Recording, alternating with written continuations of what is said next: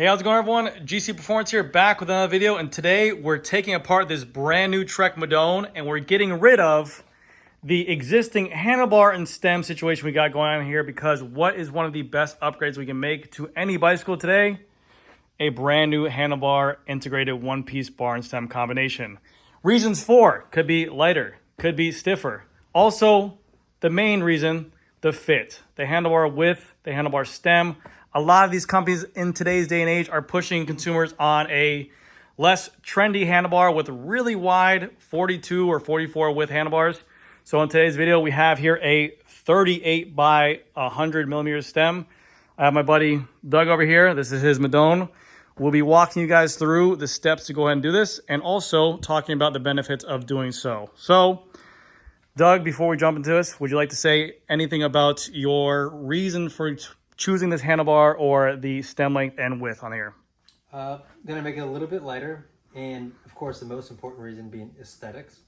Just trying to bring it a little closer to that Madone SLR handlebar, but for maybe half the price. That's true. So I'm looking forward to doing that. How much is the EXS? Do you remember? I think it's like $450. Yeah, about $450. Okay.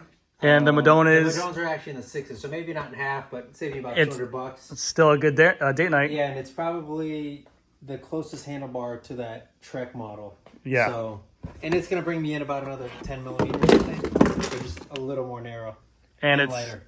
It's aesthetically really good looking. That's all that matters. You Yes. gotta look good. If you look good, you go fast, or at least you feel like you're going fast. That's a hobby. All right, so I'm going to stop it here. We're going to go ahead and walk you guys through the couple steps we have to do. And then we'll also talk about the different handlebar choices there are and everything like that in the video. So hope you guys enjoy. All right, so step one to removing your handlebar and stem situation. A lot of these modern day bikes that we have here, we have them all integrated through the stem, through the handlebar, and it might be intimidating. But in today's video, we're gonna walk you guys through that. So anything you guys firstly need to do, one, if you have a work stand, that'll work best. I mean, I really don't recommend it without a work stand at home. So definitely invest into one of those. But the first thing we're gonna do is we're gonna drop the wheel, and then we're gonna remove the handlebar tape to go ahead and get it prepped for the next step.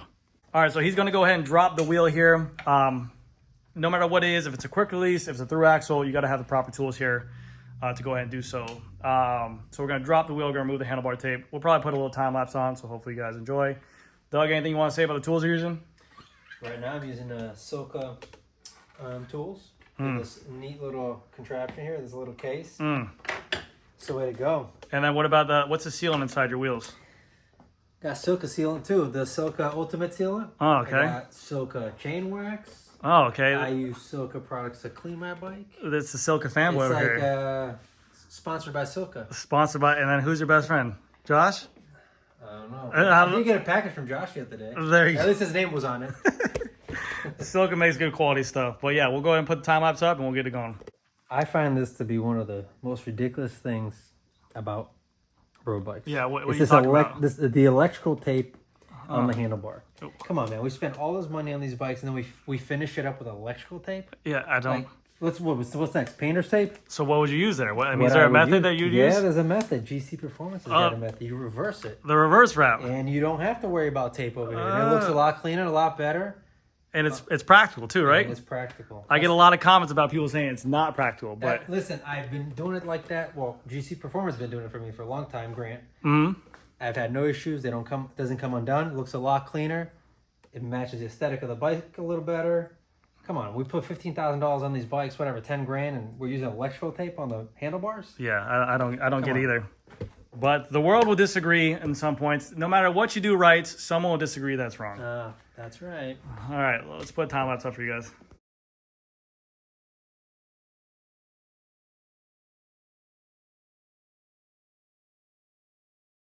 All right, so we got the handlebar tape off, we got the wheel removed. Now, a couple of things before we go ahead and change your bar and stem is because you usually probably have gotten accustomed to where your shifters are on your bicycle. So you want to kind of take note to it. Now, every single bar has their own markings and different brandings on here.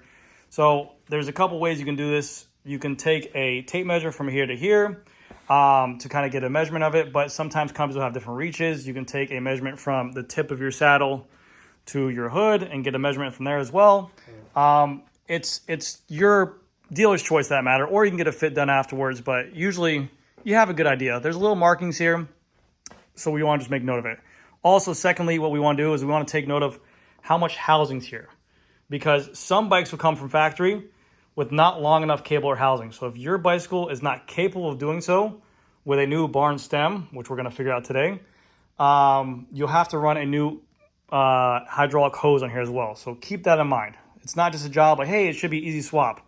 We're going to a smaller width bar, and also it's integrated, so we should have enough room because there's so much length in here, but we'll figure this out. So what we're going to do is we're going to remove the hydraulic hose, remove the bar, remove the stem on here.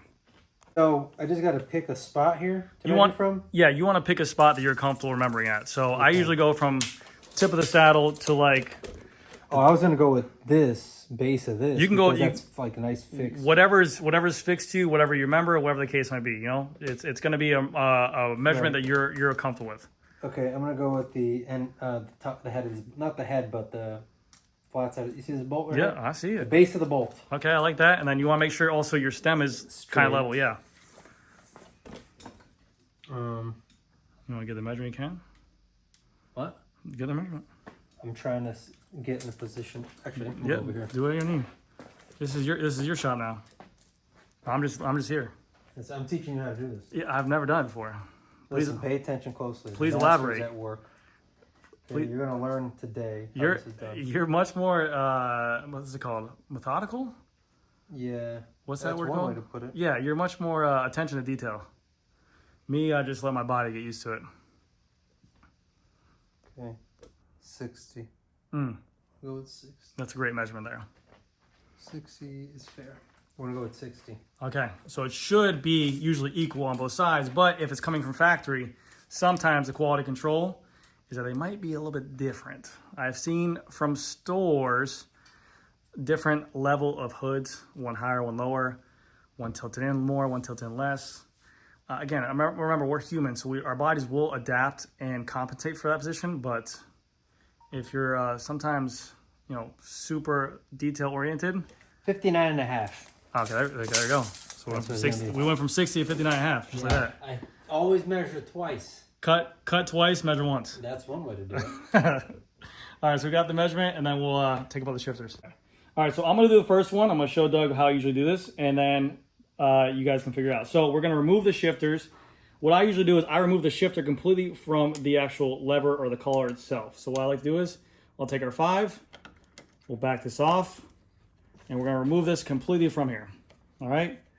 This is what I like to do. This is a method what I like to do for it's the easiest way. Boom. Now we can take this down. That's there. Then we have our 8mm tool ready, which is what you want to do. But Doug did not do so, but I'll get one. So we have our 8 right here. And we're going to break this lefty-loosey, like so. We're going to back this out, and we can even go ahead and turn it. Now, before this comes undone, you want to be very mindful about where this shifter is pointing. We want to loosen this up, but have it pointing up, so that way we don't lose any fluid. Because we're going to try and do this job without having to re-bleed our brakes. Because once we remove this, fluid really shouldn't come out of this hose right here because it has a closed fixture here. So you see there's no fluid coming from here. This is an open-end source. We want to keep this up. So we're going to take this shifter, and we'll probably put it, you can show over here, probably put it something like this over here for now, okay? Nice and upright. Then what we're going to do is we're going to come back to the hose, and we want to go ahead and cut it as close as we can to this barb and olive. And to go ahead and reinstall this, we're going to need another one of these, which I'll show you in just a second. But we want to cut it just as close as we can to that gold piece right there. And now we have that, so we're able to take off the nut. These are not easy to take off. You always need to cut these when replacing your hydraulic hoses. Nut comes off, and now we're good to go. Now we got to do the same one to this side right here.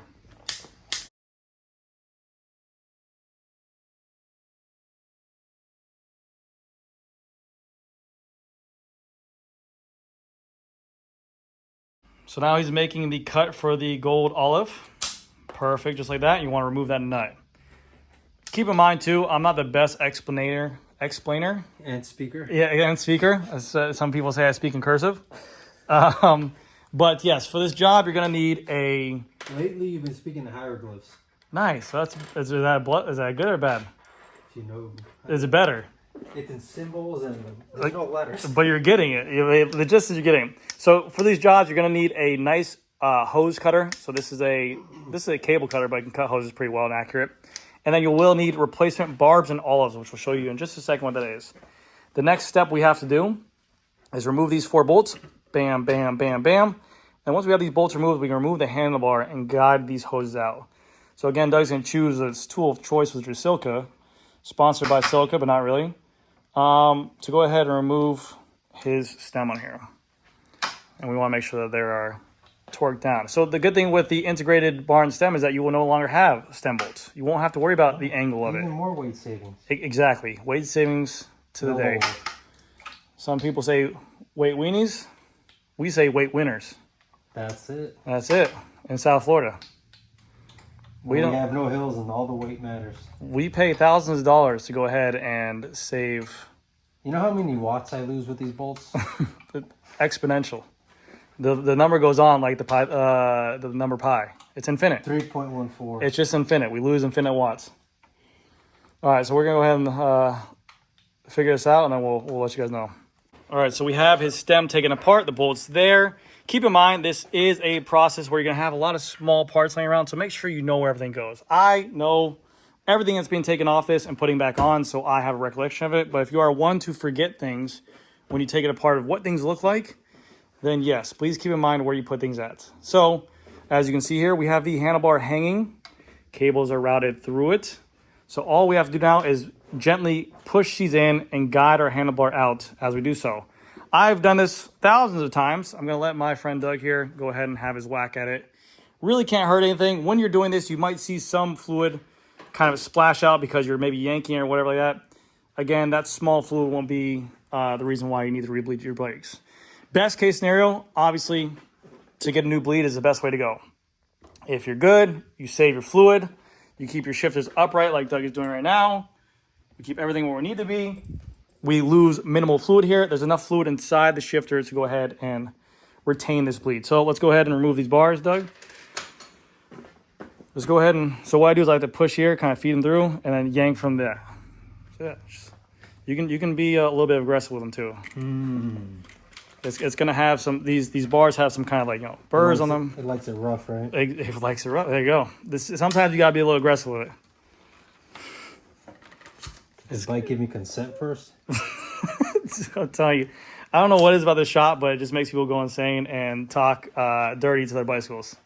But it is one way to look at it and make your job fun. There you go. Keep it going. That's it. There we go. We're going somewhere with it. Yank this, son bitch. There it is. Yeah, just yank it. There you go. See? Sometimes, and people always forget. They always try to be like, they always think this stuff is fragile. This is a hose. Yank on it. You got a little bit of markings here, but that stuff is going to be hidden inside your bars. Now we have to remove the cover there. Yep, the cover underneath the stem.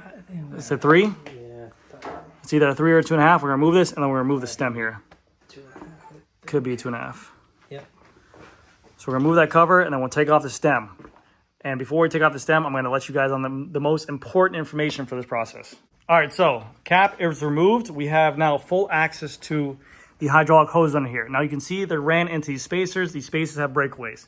All bicycles will be different. They might have breakaways. They might run into the stem, whatever the case may be. But when we're removing your stem and you don't have a wheel in there and your fork is hanging from the ground, you want to make sure that as soon as we remove the stem, we watch where this fork goes. You might want to have some kind of something to hold it up, a rubber band, a hanger. Park Tool makes a tool like this.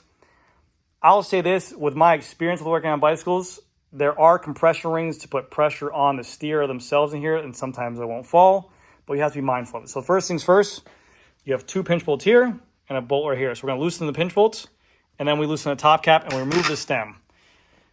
In hindsight, in theory, whatever the case might be, and whichever way you want it to be, those are really tight bolts. Yeah. Is that regulated Newton meters or no? Or do you over tighten? No, I don't. Everything I do with the Silica torque tool? Fortunately, no. Okay. Maybe they can send one though. Okay, maybe they could. Once we remove this, it should be able to hang there because it has a C-clip or something to hold it on that steer, but we'll make sure of that. Do you recommend taking this completely off or just leaving it? Nope, like just that? loosen it to a point where it's just free. It doesn't be crazy loose. Go ahead, yeah, good job. Now, if you could have any bike in the world, I mean, we see what you're riding now. Any bike in the world? Well, if there's one bike in this, you know, in this building right here? No. If there's one bike that you just want, it's your dream bike right now, what would it be? I mean, you're riding a Trek, and you're working on it in a specialized store. Yeah, I know. Well, you kind of asked me this the other day. You asked me if I could buy any bike today, what would it be? It might be an SLA. That's it, bro. That's it. That's it. Like what? These right here? The SLA and the 52? Listen, SLA, white roll-bound wheels, 52, but it's got to be a black frame. He's got to look. It's got to be a black frame. Black frame or a dark frame with white letters. Okay, you heard it here first. Specialized, send this man out a SLA. All right, so let's go ahead and remove the stem. There we go. Now, go ahead and let go. You see how it free floats there? That's because of the way these bicycles are designed now. Now, you have to be very careful when working on these things. Again, like I said, I'll be guiding him to watching him, but if this is your own bikes, you can go ahead and grab some kind of tool, you could wrap a rubber band around here, whatever the case may be. So now, we have to go ahead and look at a new product, which we have the EXS bar. Because these new bars and stem here, they have their own proprietary spacers. They have their own proprietary setups, which these are the spacer kits for the Madone, which is right here. So we have to go ahead and remove these spacers and this headset cap, and we have to put on the new fittings for the spacers of the EXS. So let's go ahead and do that now. And this is also a good time to take note of how many spacers you have, how the alignment is. Doug actually just took a picture of this to go ahead and keep note. You have 2 big ones, 2 little ones on top, the headset cap. That's always good. Here, we're replacing these spacers, but we want to make sure they have the same measurement here. Usually, a stock bike configuration is 40 mils. So just keep that in mind. So what we're going to do here is we're going to hold the bottom fork like so. Oh, you want to measure it? Yeah, why not? Let's go ahead. See if I'm right or not. See if I'm just blowing smoke over everyone's ass. You know, you were right for a change. 40. Okay, beautiful. I like it. We're going to go ahead and remove these spacers like this. This is where fluid could go ahead and maybe get people's eyes, whatever the case may be. Yeah, watch your face. I don't want to hit you. We're going to hold this like so. PPE. Where's your PPE? PPE. No, personal protection equipment. Oh, there you go. I think you're talking about my genitals. No. Headset cap. And now we're good. And see, keep note, guys, whenever I'm pulling off the spacers, I'm holding on to the hose. And this hose is connected to that front brake, so that fork ain't going nowhere. So I'm able to go ahead and do so. And these are the... Okay, so the fork would fall out. I haven't worked on a Trek Madone yet. So now what we want to do is we want to go ahead and grab the new spacers and go ahead and lay them on there. Luckily, I have a personal assistant here who's going to help me, so he's going to hold the fork as so. And we'll look at our baggage of what we got here. So, boom. We have our internal sleeve that's going to go inside the steer of the stem on the EXS. And we have our spacers for our Madone, which these are all 3D printed, and these will all be, so no matter what bicycle you buy, you tell them what kind of configuration you have, and they'll send it out. So these are just all small configurations of spacers, which look to be 5, I'm guessing, 5, 10, 15, 20, 25, 30. So maybe we have to see what this lines up as. And we're actually going to go lower this time around, so I'm bringing it down. We're going to go lower? Yeah, we're going lower. Okay, I guess I didn't know. Halfway to slam. I didn't know. Oh, I didn't know we were going to go until that tonight. Looks like we're staying late. All right, so let's go ahead and get this set up. All right, so let's go ahead and get these on here and line them up. So we have this, boom, this, boom. We want to make sure that we are running, the cable is not crisscross, okay? It's a big thing we don't want to do. It's a big no-no. Anything you want to say to the people? What do you do to make sure that you're not, that you have the line for the front and the back in order and not mixing them up? Well, is there a marking here? Is there marking? No. Like, how do you know this cable is for the front? There's really no markings. Usually when these companies send them out, on the steers that have sides. So this side here is the front and that's the back. Exactly. The side of the, it's always going to point to the rear brake and the front brake, and so it's always going to be like that. I never noticed the Trek Madone, but it doesn't seem like it has a spacer cap on there. Oh yeah, I'm over here. I got the fork. You don't have to hold it. Yeah, it's muscle memory. Okay, cool. So it's just kind of free flow to that. Boom, bam. And then we're going to throw these spacers caps on here. This should be fun. Boom. Bam, like so. What's the height on those? I think it's 30. So we have to figure out where this is at. And we'll put them on here first and we'll measure them out where you want to be at. So he said he's going to lower it, but we're not going to cut the forks. We're going to just add circular spacers to the top of it, which is going to throw away all his aero gains. Yeah. A little chimney in the top. Chimney. We'll get there later. There we go. We got one more here. This is going to be the last spacer for the guiding, so I think it might even be lower than a stock setup. Which, if that's the case, well, let's measure. Shame on you, EXS. Because you only gave us 30. It should be 40. That's 30. 35. Actually, it's kind of funny, but 30? yeah, it's 30. It's 30. Yeah, yep. so you're 30. already 10 mils shorter. So with this, you're already going to be 10 mils shorter. Yeah, and I was thinking about going even. My plan was to take off right here. I'll tell you.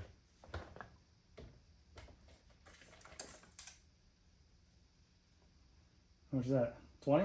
Mm-hmm. So I was gonna go down to 20. Okay, so you can just remove. What are these, 5? I think. Yeah, you can just remove 2 of those on there. They're not brake weight, right? They are breakaway. So Okay. you can lift up this top one. You can break away those Oh, ones. I see. Yep. I gotcha. Boom. But come on, EXS. You gotta do better on that. If this was a consumer who got this at home, this would stall their entire process. So that's no bueno there. But better for us because now we have extra cables here. All right, so again, we have that there. That's good. It's amazing. Fork is set. All right, let's take a look at this handlebar before we put this on here. So there's his setup as is. We have on here 5, 10, 15, 20 on the top. That's 20 mils of spacer.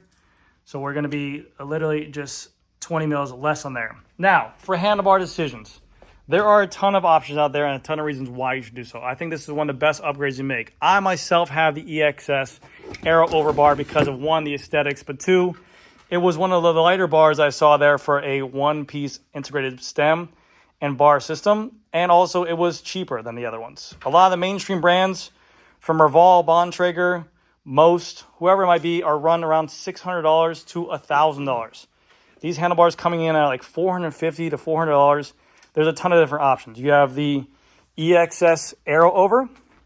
You have the Far Sports F1 on here as well. And they also have a new one, F1S, I believe. You have on, see, this is my EXS over here. Absolutely love it. Amazing handlebar. You also have another brand by the name of, this is the Avian Canary. This is another one-piece bar and stem that is literally half the price and also a much bigger weight savings than those big brands out there. And yes, I believe that these are a great upgrade, mainly just because of the fact of it's changing your entire cockpit of the front end of the bicycle. It's an area you spend the entire bike on. It's an area where you maintain majority of your weight at. It's an area where you are going to have to concentrate and think about and look at for the entire ride. So you want to go ahead and take that 40, the 42 or 44, whatever you have. You want to go to a 38, whatever configuration might be. I think it's a great opportunity to do so. And also stem length. All my bikes I usually buy for a 56 usually come 100 mils and 42. This right here is 120 by 38, and it's one of the most comfortable riding bars I've ridden on in a long time. So I actually reached out to Panda Podium to go ahead and get some of these bars like the Avian. And he actually wrote a whole article over on his website to talk about the upgrades of the new bars. And he actually sells all these different bars over there. EXS, the Avian, the Far Sports. He has a ton of different bar options over there. Talks about the benefits of it and why you should do it as well. So I'll put a link down to it below where you guys can check it out. And yeah, so let's go ahead and finish up this job and get this bike looking right. So, Well, hold on. If I'm holding onto this, this won't fall. yes, exactly. So we have right now here the handlebar. We have to in-turn her out. We have figured out where he wants to be on spacers for his sizing. Now he's just going at it right now. Me as an experienced mechanic, what I usually do is we have this piece. This is a steer sleeve, which will have to go on there in a second. So we're not going to worry about that. What I like to do is I like to have something sharp by my side to work on. So this is a Park Tool little poker stabber thing. And really what we have to do is I have great lighting here. But what I do is I just take this, I'll work on the rear, and we shove it in, and we shove it in at an angle. So we can see here, we have the cable, it kind of shoves to this side and comes out this side. So we want to feed into the bar like so. So if you want, no, you're good. If you want, put it like so. We want to slowly guide in there. And what we're doing when we do that is we're looking to see where that cable and housing pops out of. Now, I will tell you guys, this is one of the hardest bars I've ever worked on for the arrow over with my bar when I put on my tarmac S8. For some reason, the bends are really weird and like it doesn't feed it out right. I'll go ahead and get here. Let's see if I can see it. I don't see it anywhere. So what we're gonna do is we're gonna finagle this. Now there's another toolkit you can go ahead and get, which is a Park Tool Blue Guide, which we can maybe do so if we can't get this through here. But we're gonna wait to see. I really don't like to use guiding tools. I know I'm an idiot. No, I don't see it. All right, I'll pause real quick, hold on. I know what you guys are thinking, but we turned off the camera and I did it anyways. I just shoved in there. Really, it's all about just like figuring out the way that the cable goes inside of there. I'm gonna let him go out the front one real quick to see how he does it. But you can see here we have a good amount of, you got fluid in there? I got fluid in my face. Yeah, it happens, bro. PPE, man. I should wear that PPE. I got, you know how many times I got dot fluid in my eyes? It's not good for you. Well, it hit my eyes, I think. That's just oil, bro. It's like massage oil. You'll be fine. How's that going for you? You know, I don't think it's going. Yeah, no bueno. You know, if I could see inside. It's not coming here, that's for sure. Oh, it's not coming there. Oh. Where is it? Let's find out. Let me flip this upside down. Yeah. I'm determined. Yeah, turn it like that. Like that. There you go. There we go. See, now we're thinking ahead. So we're turning these pre-bent angles like that. Okay, yeah. Turn back around. Turn around. See or no? It's kinking up. No. Yeah. I have an idea. No, I okay. see? I Yeah, can sure. see it from here. Go and do what you want. Let's try some different things. It's your bars. I'm just here. There it is. There you go.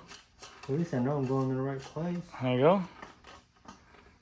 Okay, yeah. You turn it like that. Yeah, turn it like that. I don't see it. Like the. Oh, there it is. Right there. There it is. Just popped right there like a little snake. I expect a raise. So we want to pull it out. I'm not giving you any money. We just want to pull it out a little bit. Yeah, there we go. Now it's stuck. No, it's coming. It's coming. There it is. Yeah, use that. That's the fun part if you're by yourself. Poke the hole. Hold on. Yeah.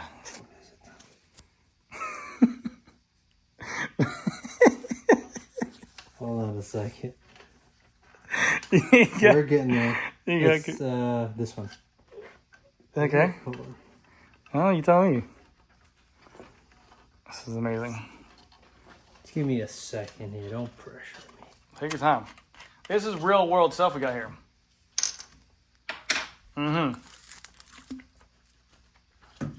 Oh. I still see it. And I see it, but I'm trying to figure out which one it is. It's that one. It's this one, right? Yeah, it's this one, yeah. Okay. Problem is, I think I made it worse. You can't make it worse. You can just give yourself more problems, if that makes sense. And now it's difficult because you got to figure out how to do it, press it, with hole in the bar, with doing all the one things and everything like that. It's always a fun job. Now, a bunch of people probably just tell you to use this Park Tool guiding kit. that I have just here sitting elaborately right here. I feel like that's the way to go. A lot of people would say that. We're not like that, bro. You'd finish more bikes. We're set on this earth to have tasks given to us. The more difficult, the better. You ever heard work smarter, not harder? Mm-hmm. Yeah. All right, let's pause this.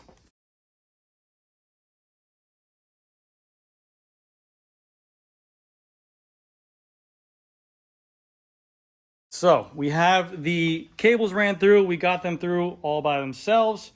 We have here the some carbon fiber grip that we're going to put on to the steer adapter. This handlebar came with a steer adapter.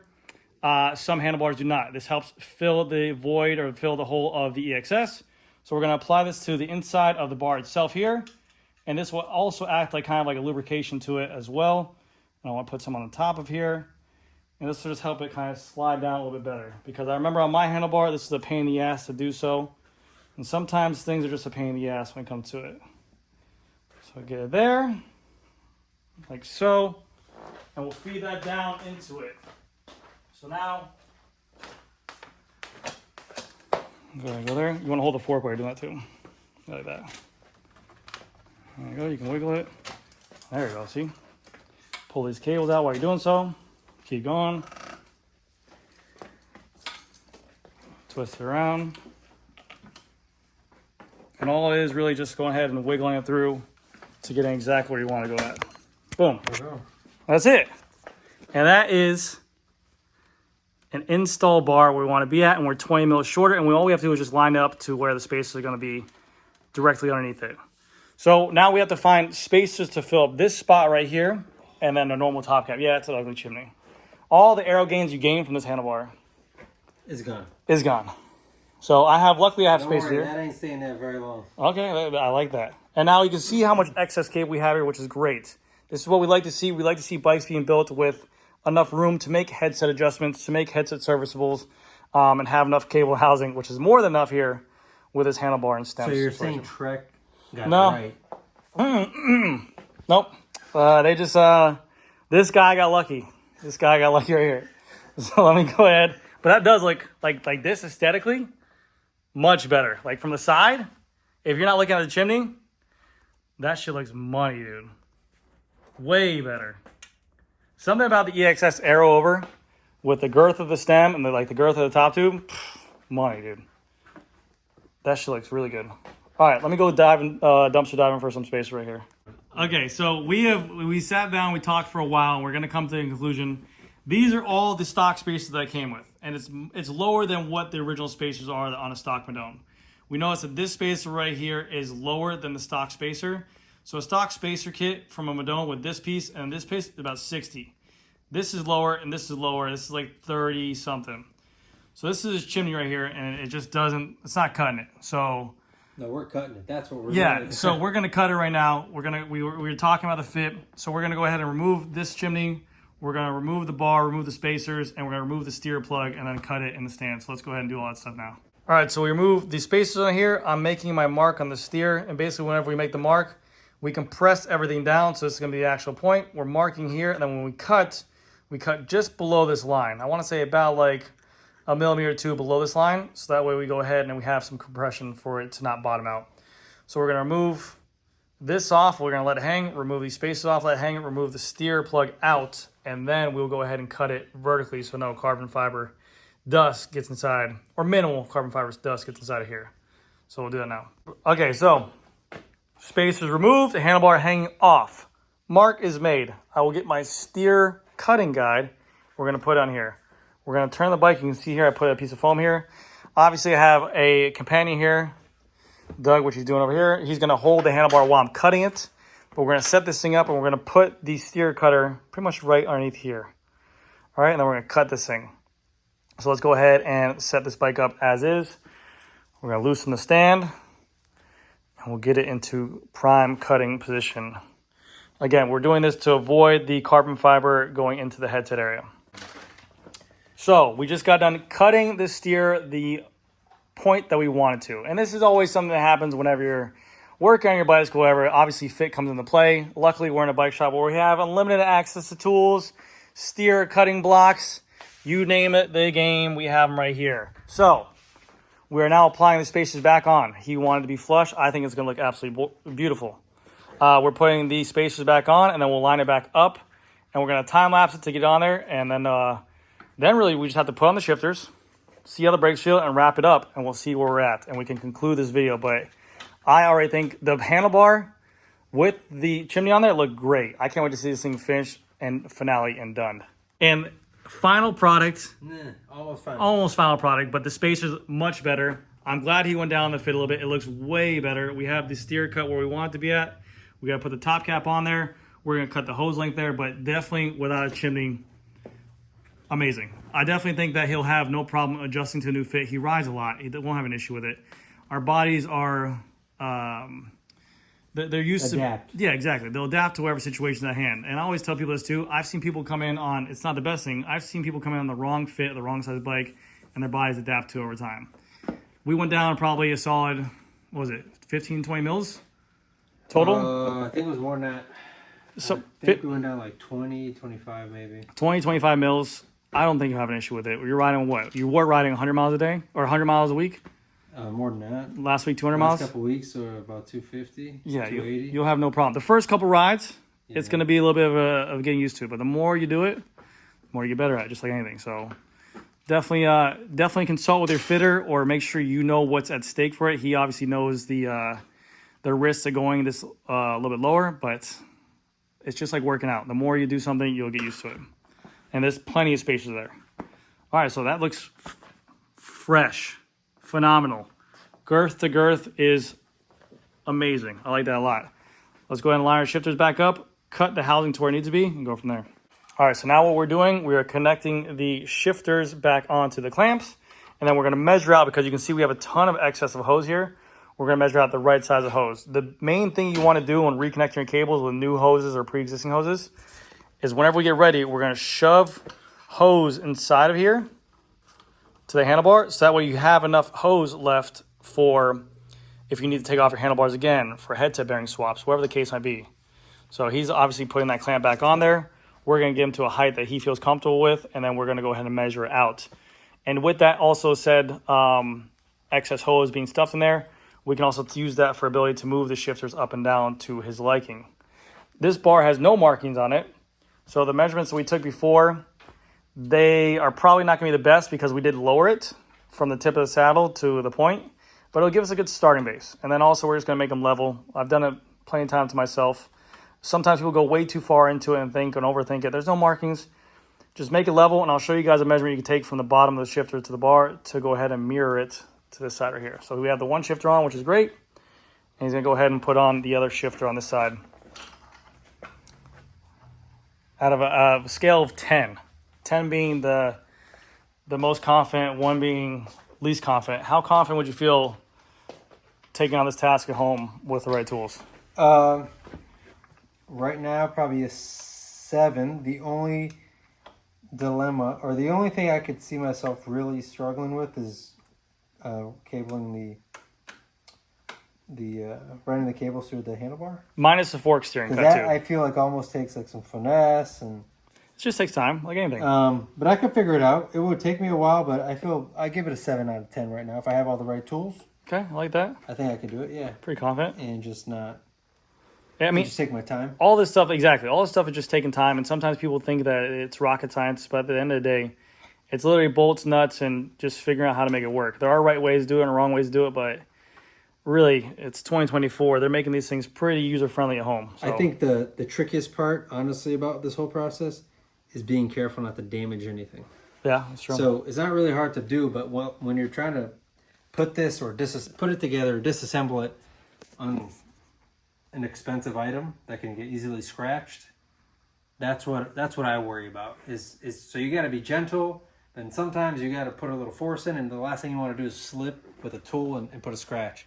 I think that's what makes it the most difficult until you get a feel for it and you know what you're doing. You've done a few of these. Exactly. All right, so now I'm going to have Doug take the camera, and then I'm going to kind of line these shifters up where I want to be at, and then we'll go from there, obviously. So whenever looking at these bars, they always have their own kind of textured material on here, and this is where you're going to clamp it down. You don't want to clamp them here, they're going to clamp them here. So we did a pretty good job with aligning this one over here, but we're going to raise this up a little bit higher. And before we even set them and measure out the cables, I'm probably going to do like this. Like right there. You could even use that mark and kind of... Exactly. You can kind of line this up to where that one is too as well. But what we can do is before we even set them and cut the cables to it, you can put the front wheel on and kind of put it back down the ground and see where you like it at if you really want to get anal about it. But this is just a good starting point. I think this is right where I have my shifters at. It's like around this area for the height. Now, we got to make sure we cut our hoses right. And like I said, we have a lot of excess here. See this cable? The cable can only go right to here. We want to make sure we shove enough into the frame. Just this hose. You got a lot of room in that. You can actually probably save all that, which the more the better. And it's not going to rattle around, which is good. So actually, we're going to keep all that housing there. We're going to put on a barb and olive, which I'm going to show you guys in just a second. And then we're going to go ahead and re-put on your shifters, all right?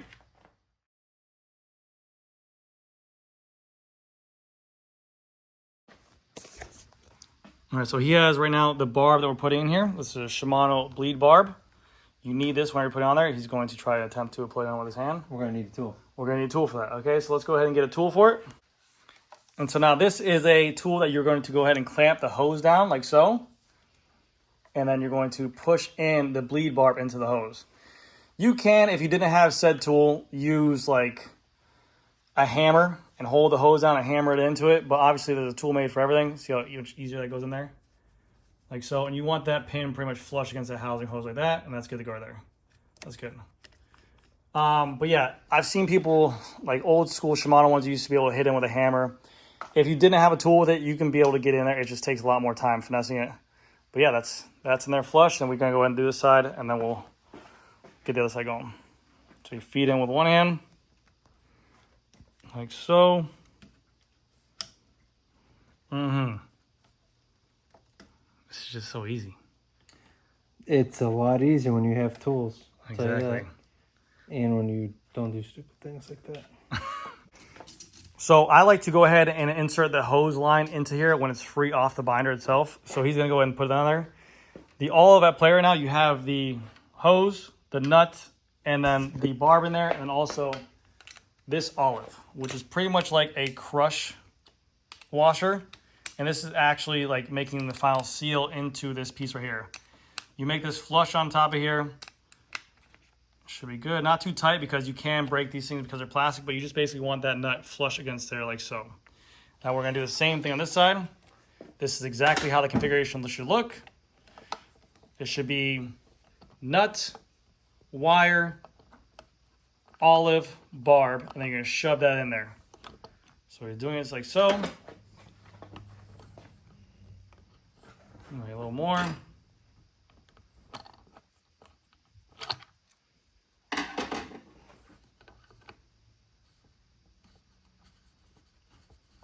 And shove that hose in there more before you crush it. You want to make sure that hose is pushed all the way up against that shifter as you can. That's perfect like that.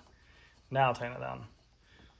The worst thing you can do is you can actually, if you tighten that up with the hose kind of premature in there, it'll actually crush the olive on there at the end and it won't get a good break on there. And it will cause it to feel dead. These, I believe, are 5 newton-meters for a wrench tightening. Yeah, but good to go. All right, so let's go ahead and tighten this back up. So here is the finished product. Shifter installed, nut tightened down, on there. It is sleek, it's good to go. What we'll probably do is we're gonna mess around with the fitting for his liking to go ahead. We'll figure out which one lines up. A good tool that, like I said before, is you can always use a tape measure to go ahead and line this up. Here, hold this real quick. So a good way to do it, if you really want to get anal about it because of the fact of where it's at, you can go up to the top of the shifter plastic right there, like so. And then you can go ahead and go down to it. And right here is where the angle is going to be at. You can go underneath, but it's going to be right at a 7 3/4. And then we can kind of match up right there as well. So we can play around. We want to see where he likes the angle at because every single bar has a different bend. So we'll probably put the wheel on there and figure out what he likes first. So we're going to play around the fit for a little bit, and then once we're ready for that, we're going to go ahead and put the handlebar tape on there and get this thing dialed in.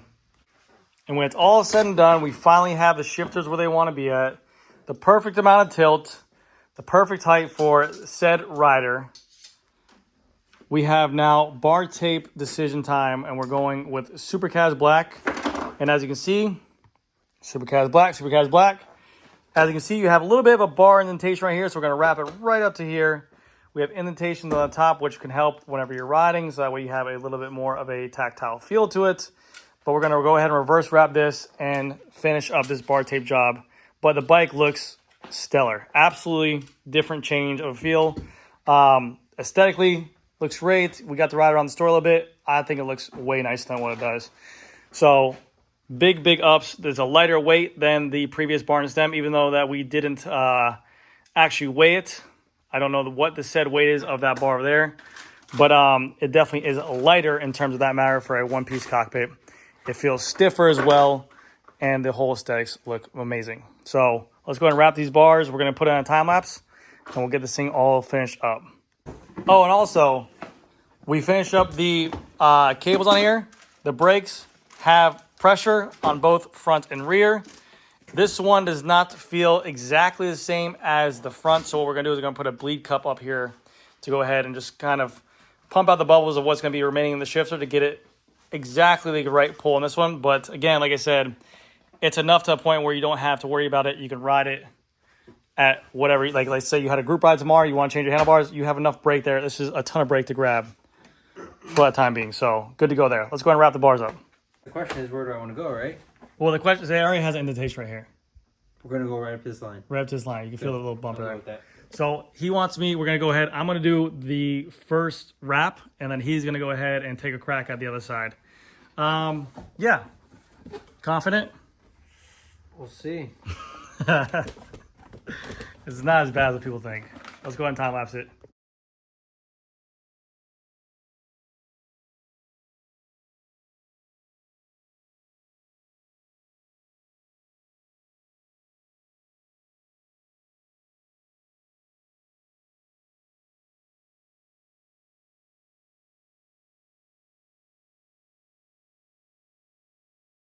All right, so my side is done. Reverse wrap, practical, good to go.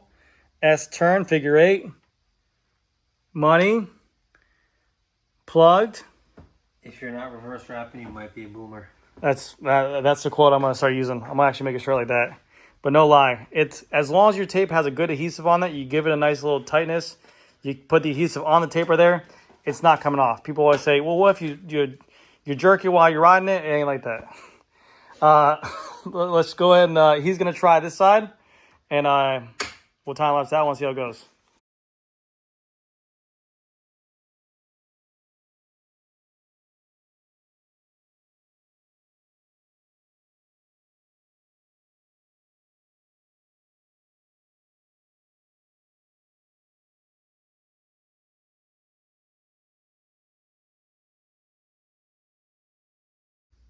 And there we have it. After a long night, which we came here around 7:30, it is now 11 o'clock at night. The stops, it starts, the continuing of all the added advice and the video production, which is always 100%. We have the final product of the Trek Madone SL7. Is it SL7?